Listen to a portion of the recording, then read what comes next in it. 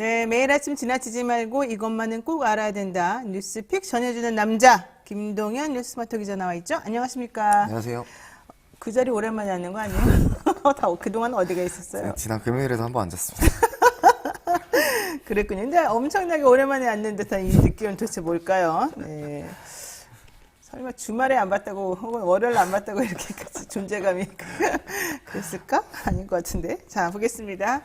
김동현 기자가 오늘 소식 전해줄 첫 번째 것은 뭐가 될까요? 네, 일단 앞서도 말씀하신 것처럼 오늘 윤석열 대통령 이제 당선인이 아니죠. 윤석열 대통령이 이제 공식적으로 이제 취임을 하는데 그에 앞서서 이제 어제 문재인 대통령이 청와대를 나왔습니다. 이제 네. 그와 관련된 소식인데요. 임기 마지막 날인 9일 퇴임 연설에서 무거운 짐을 내려놓는다. 과분한 사랑과 지지로 성원해 주신 국민 여러분께 무한한 감사의 말씀을 드린다로 시작하는 이제 퇴임 연설을 했습니다.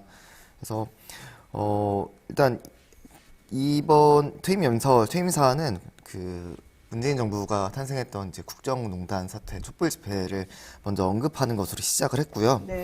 그리고 이제 지난 5년 동안 있었던 이제 뭐 평창 동계올림픽이나 이제 코로나19 사태, 그리고 이제 일본과의 이제 그 갈등 속에서 있었던 이제 소부장 그 네. 경제 산업 이제 육성 등등을 이제 언급을 했습니다. 문재인 대통령 일반적으로 그동안에는 대통령이 퇴임하는 날은 형식적인 날이고 실제 움직이는 건 이제 이사도 해야 되고 뭐 짐도 싸야 되고 그러야 되니까 한 달 정도는 보통 청와대에 머물렀었다고 얘기를 하더라고요. 근데 이번에는 청와대 개방한다고 그래서 그냥 빨리빨리 나가라 이렇게 돼가지고 사실 고민정 의원께서 그 부분 관련해서 좀 섭섭하다 이런 얘기를 하기도 했었죠. 자, 문재인 대통령 어제 연설 중에 제가 가장 관심 깊게 들었던 내용은 이겁니다. 헌정 질서가 무너졌을 때 우리 국민은 가장 평화적이고 문화적인 촛불 집회로 헌법과 법률이 정한 탄핵이라는 적법 절차에 따라 정부를 교체했다. 민주주의를 다시 일으켰다. 전 세계가 국민의 성숙함에 찬사를 보냈고 우리 국민은 위기를 겪는 세계 민주주의 희망이 됐다. 저는 사실 우리 촛불 집회가 정말 뭐 폭력도 하나도 없이 사상제도 없이 너무너무 평화롭게 진행이 됐었던 그러면서 정권이라고 하는 것이 그렇게도 교체가 될 수 있겠구나라고 하는 거를 보면서 깜짝 놀랐었던 그리고 너무 자랑스러웠던 그런 거였는데 역시 대통령도 문재인 대통령 이제 전 대통령이 있습니다만은 문재인 전 대통령도 역시 그 점에 대해서 좀 주목을 했던 것 같습니다. 기자들은 좀 반응이 어때요? 이런 거에 대해서. 어제 퇴임사 네네. 관련해서요. 이게 근데 퇴임사에 관련해서 일단은 물러나는 대통령에 대해서 뭐 그렇게 크게 뭐 비난의 목소리가 있지는 않지만은 그리고 또 아시겠지만 문재인 대통령이 지지율이 굉장히 높잖아요. 네. 퇴임하는 대통령 중에서 가장 높은 지지율로 평가를 받는데 그 중에서도 이제 이게 뭐 팬덤 정치였느냐 뭐 이러한 비판의 목소리들도 있는 것은 사실인 것 같습니다. 네. 어쨌든 뭐 한 정권이 5년 하고 나서 이제 교체가 됐습니다만은 향후 역사적 평가는 또 새롭게 나타나지 않을까 싶고요. 문 대통령이 말한 게 있죠. 아직 위기는 끝나지 않았고 새로운 위기가 닥치고 있지만 우리 국민은 어떠한 위기라도 이겨낼 것이다. 세계적 위기 속에서 위기에 강한 나라, 아무도 흔들 수 없는 나라, 세계를 선도하는 나라로 도약했다. 대한민국 위상이 그만큼 높아졌다. 이런 얘기를 했는데 저도 좀 일부 동의하는 바가 있습니다. 자, 어쨌든 여러분, 저는 위대한 국민과 함께 성공하는 대한민국 역사에 동행하게 된 것이 매우 자랑스럽습니다. 위대한 국민과 함께 할 수 있어서 정말 영광이었습니다. 문재인 대통령의 마지막 퇴임사 중에 한마디였습니다. 자, 여기까지 정리하고요. 이번에는 또 새롭게 대통령에 오르는 그분이죠. 윤석열 대통령. 오늘 취임식이 있지 않습니까? 네, 맞습니다. 네, 어떻게 되나요, 오늘은?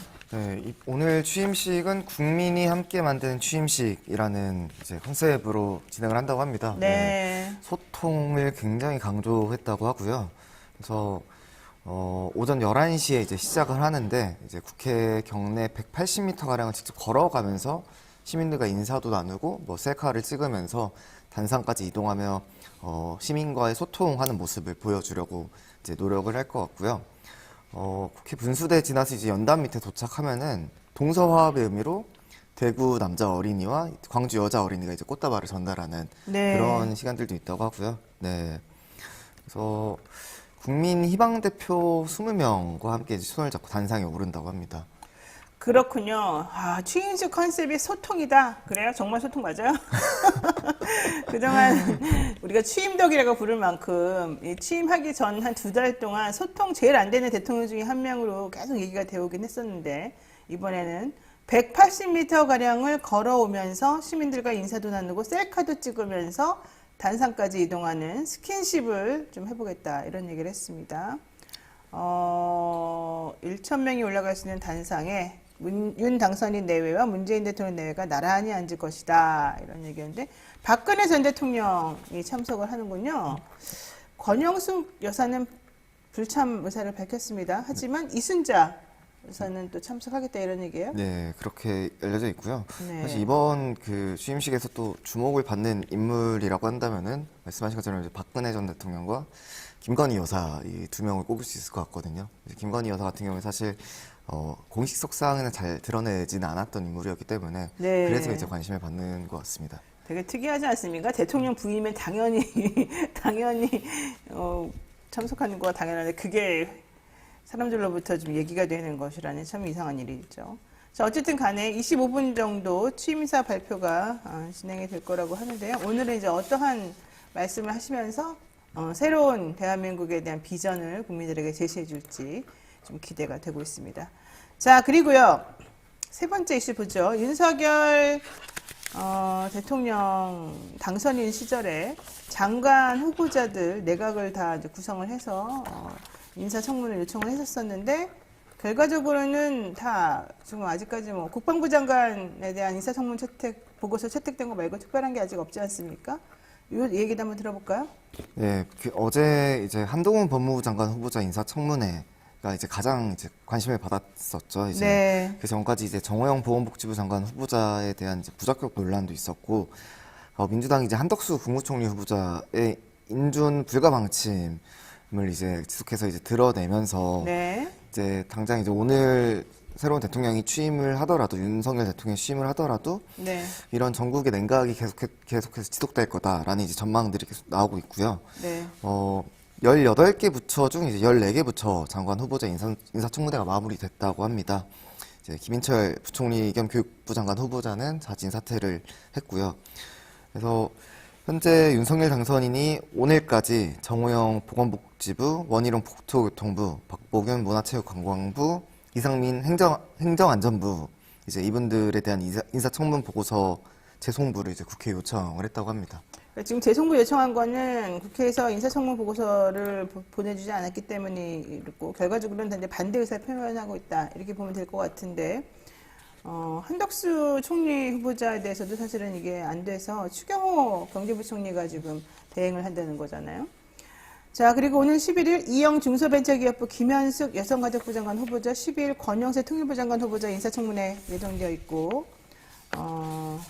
여야는 이날까지 추경호 부총리 겸 기획재정부, 이종호 과학기술정보통신부, 한화진 환경부, 이정식 고용노동부, 이종석 국방부, 정황근 농림축산식품부, 조승환 해양수산부 장관 후보자 등 7명의 인사청문 보고서를 채택했습니다. 자, 그런데 양문석님, 그 유명한 양문석님인 것 같은데 한 후보가 한동훈 후보를 말하나 봐요. 25살 때 부동산 취득권, 삼자관 통장위원 부담보증여를 증여서 탈세한 거 아니겠습니까? 반사회적 진흥범죄 아닌가요? 라고 말했는데 그러니까 이런 식으로 지금 새로운 장관 후보자들의 여러 가지 조금 부적절한 혹은 위법한 그런 과거 행동들이 좀 많이 노출이 되고 있어서 아무래도 대통령은 소통 강조했다지만 그냥 강행할 것 같이 보여서 향후 사실 좀 더 걱정이 많이 되는 부분입니다. 민주당에서는 한덕수 총리 후보자 계속해서 인준 안 해주고 그러면 지방선거에서 불이익 혹은 안 좋은 영향 미칠 거다 좀 걱정하는 내부 소리도 있다는데 과연 그럴까요? 잘 모르겠습니다. 네, 김동원 기자 오늘까지 듣겠습니다. 고맙습니다. 네, 지금 여러분께서는 노영의 뉴스인사이드 함께하고 계십니다.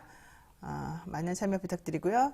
잠시 기다리시면 여러분이 사랑하는 바로 그분 김진애 전 의원 출연하시겠습니다.